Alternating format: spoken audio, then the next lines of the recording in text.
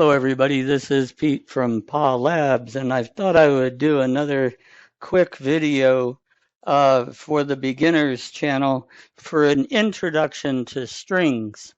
Now, you understand that a string is, let's see, a string is any character, but it's not a number. It can be spaces, letters, numbers, anything, right? So anything between double quotes that you can put in here is a string. Awesome. Now, there's a whole lot of functions that let you deal with strings within PureBasic. And this is only an introduction. I want to show you over here on the right. There are tons and tons of string commands. I do want to touch on a couple others here. Hold on, let me throw these in here. str in the string, and then I want to throw in something like strd string, that kind of thing. Okay, so what can you do with strings? You can do just about anything with strings, to be honest with you. If I had the string, we'll define string here. Oh, I would like that to be an S, not a D.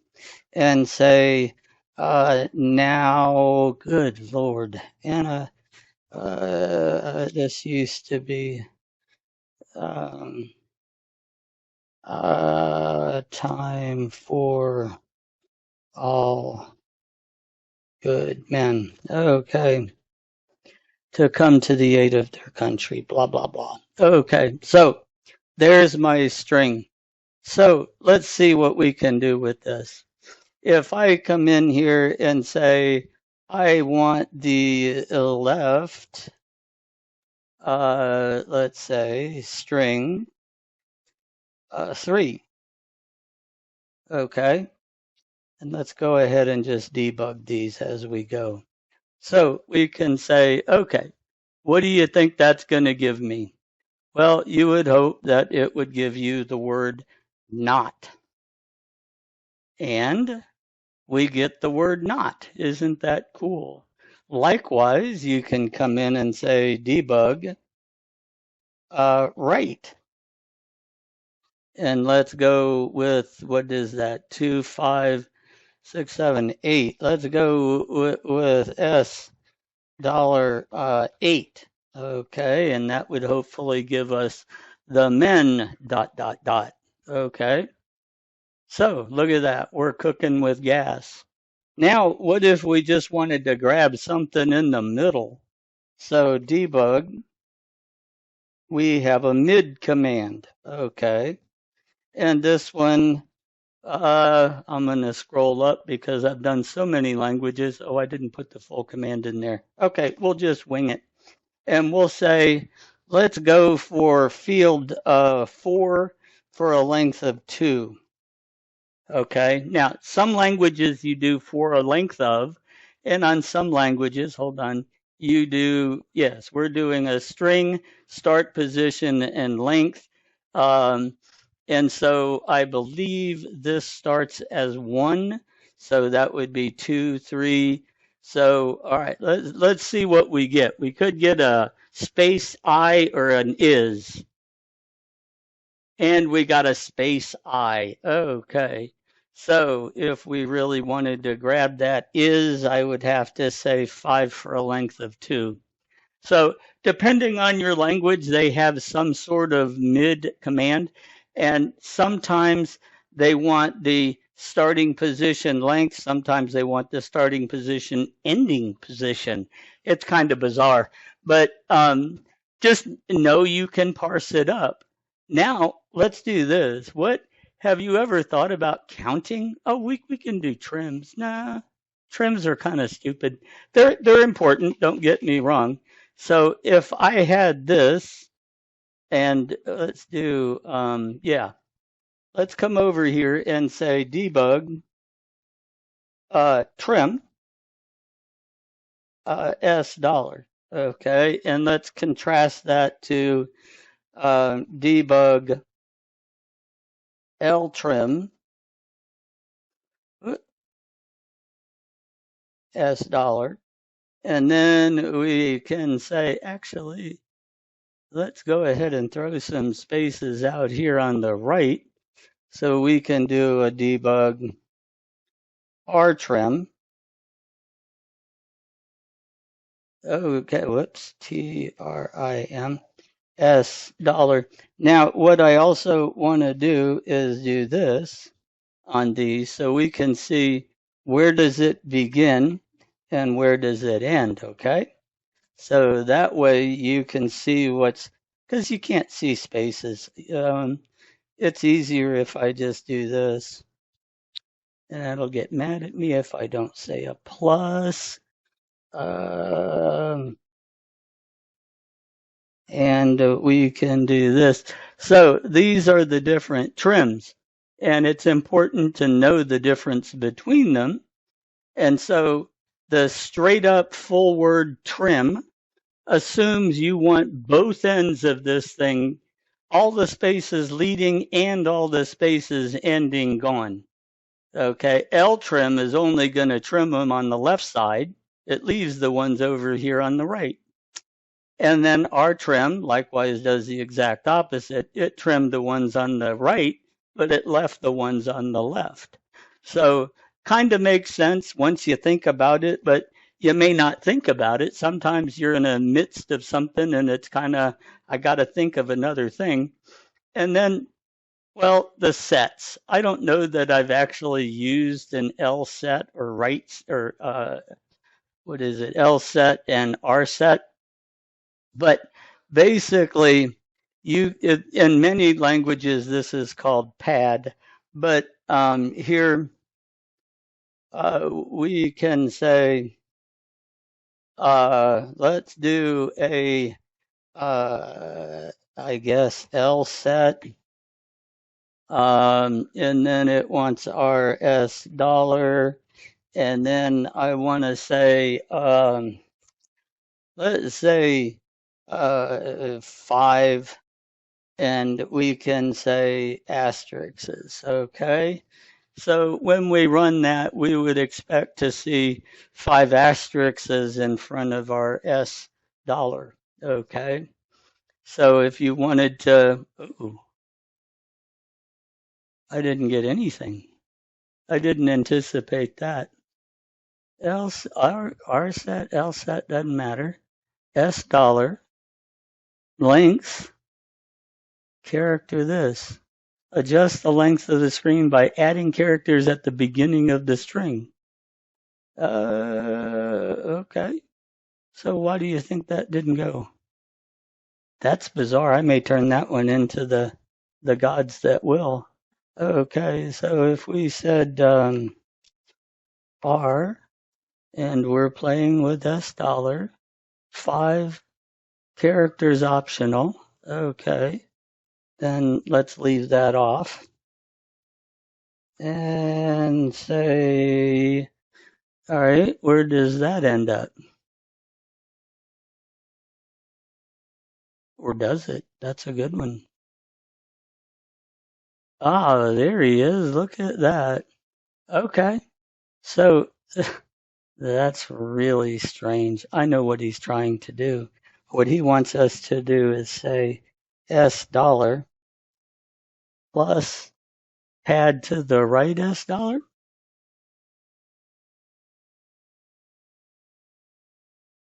There it goes. So that came in there. Boy, that's pretty bizarre. And if we came in here and said asterisk, what would you give me? Yeah, but normally this is a pad command. And see, that didn't give me my asterisks like I figured it would. That's kind of crazy. Oh well, to heck with that command. I've never used it before in my life. I saw it and thought it'd be kind of cool. Okay, here's a great one. Count string. Okay, and you might want to wonder why we're going to count a string, right? So let's give it a shot.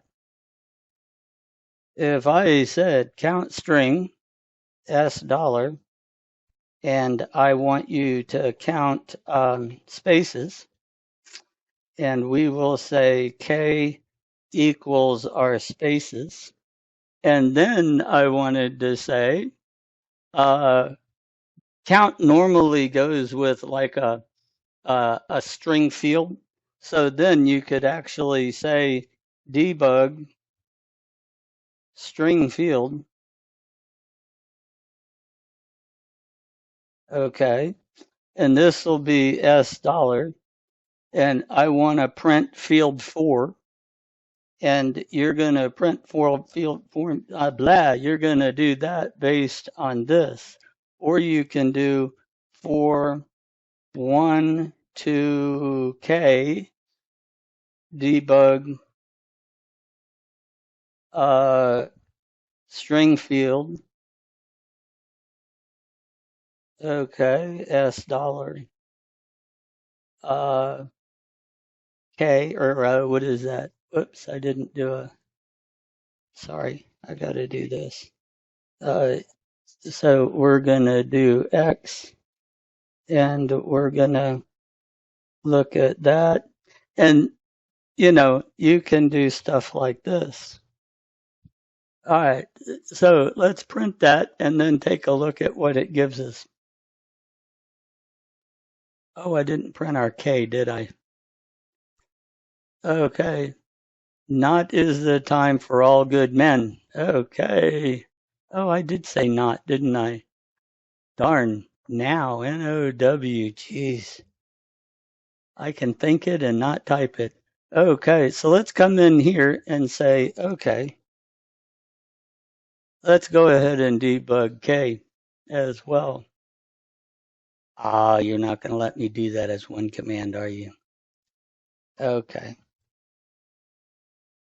Oops. Okay. So this gets to be kind of fun and interesting.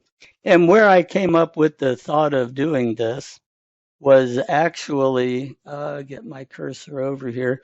So we have 17 spaces. He's counting each and every one of these leading spaces. So we can get rid of those. We can get rid of these, and then we could try it again. Okay. Now, the reason I wanted to bring this up, because right now in the war game, I'm using this to a great degree. I have a command,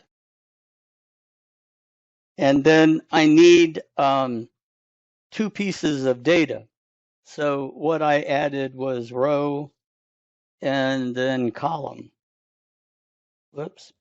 As my command. So that's my command string. Okay.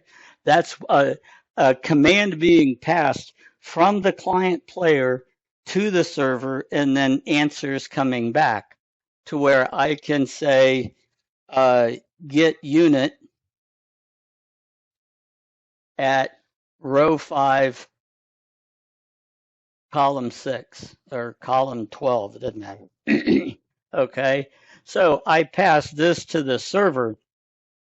The server comes along, and becomes my command. Okay. Whoops. My command equals that. And so then we can say debug row plus string field CMD1.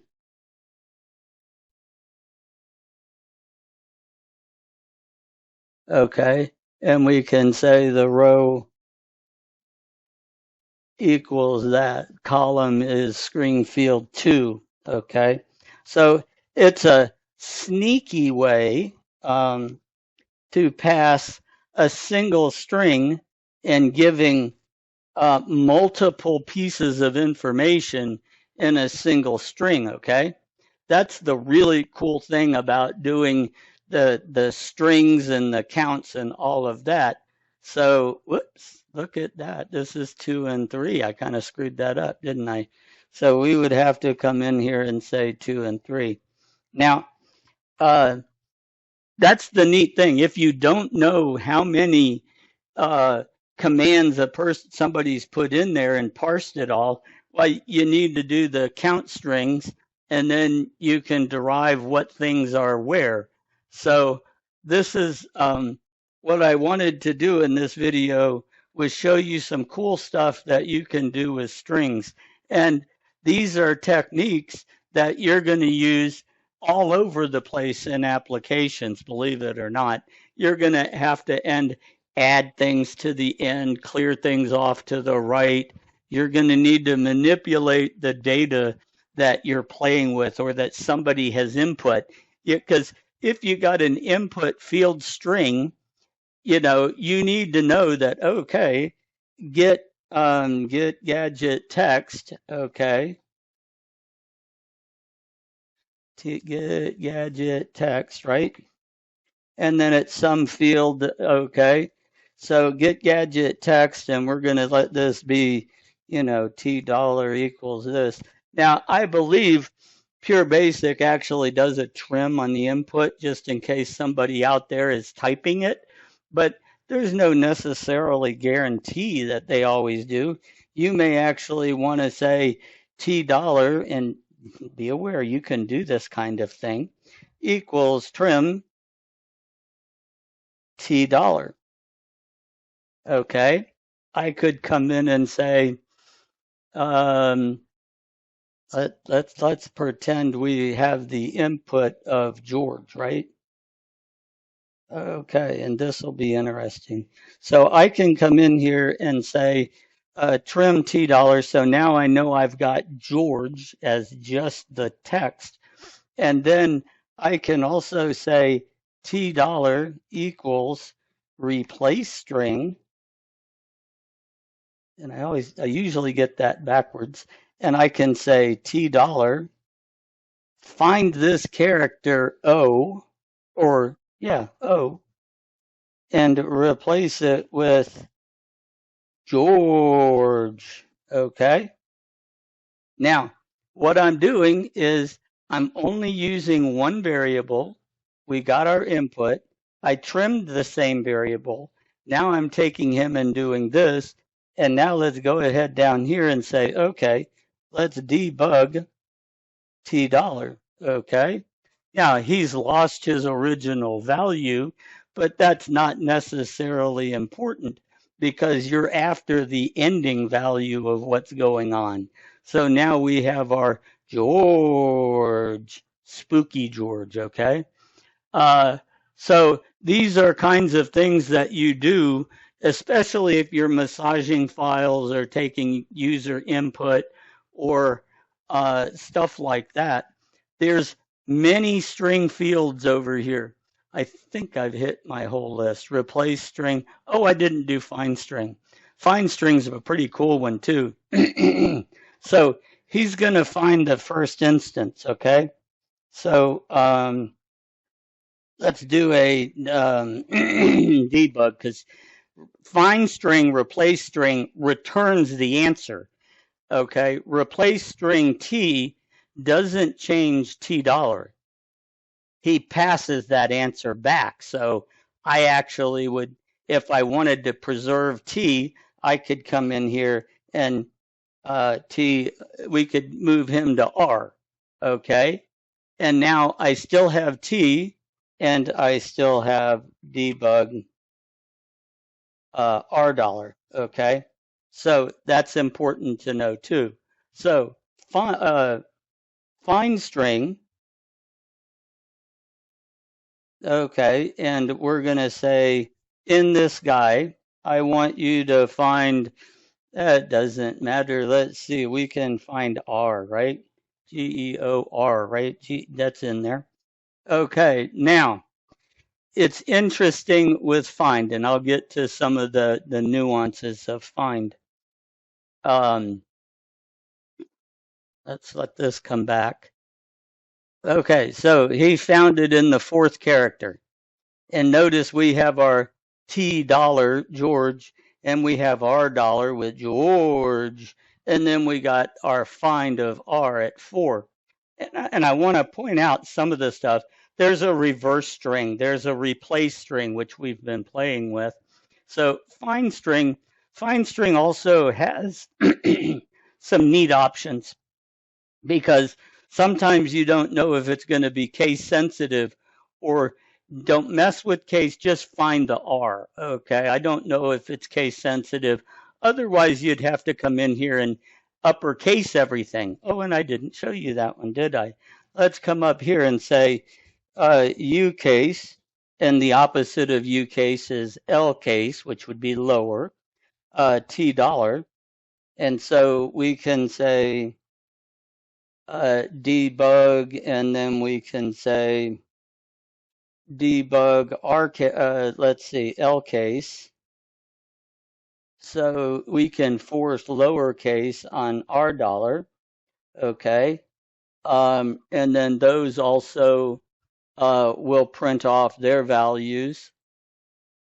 So now we're going to have an uppercase and a lowercase and a fine string. So we have a George fully uppercase, George lowercase. Okay, so you can, when you're finding something, you can have it find case sensitive or case insensitive. I believe case insensitive is case sensitive is the default. So be careful of that. Now, as I recall, no, it doesn't. Oh, I thought it. Okay, so this, if it's greater than 0, then it's found. Okay. If it equals, whoops, I'm not doing C. If it equals 0, then it's not found. Okay, so that's important to note. And this comes in handy when you're like looking for the open parentheses or the closed parentheses, so you know you got the thing bracketed for what you want to grab out of a string. So these are just great big tools in your toolbox, and you need to be cognizant of them, be familiar with them. I recommend strongly for you guys to go out and play in the string menu and go out and see what you can do to strings and how you can manipulate them and play with them. And later on down the road, when you come into a problem, one of these strings is going to pop up as your answer. Trust me, this command thing, that's really cool. I can send messages back and forth and send multiple pieces of information back and forth, okay, from my server to the game. So this is a way to do things, and it's pretty rock solid, and it's very, very fast. So that's really the end of this video. I want to thank you all for watching.